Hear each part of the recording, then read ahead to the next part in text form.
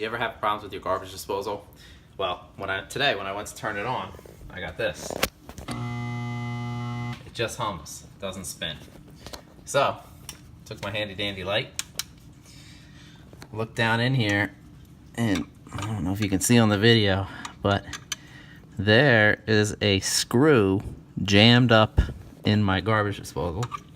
So, I'm going to try to remove this guy with my handy dandy long screwdriver, and let's see if I can get that out to break this thing free, because it won't spin at all. Okay, see it in there, and it is ripped in there good. Okay, why don't we stop the video? We'll come back for part 2 after I get it cleared out. Okay, good news, guys. Check it out. Listen.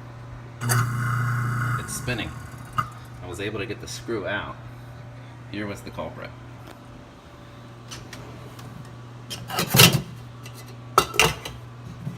This pot, look, missing screw. While washing it, it had fallen into the garbage disposal. Somebody turned the garbage disposal on and got it jammed. But I wanted to show you this real quick, which was our next method of fixing.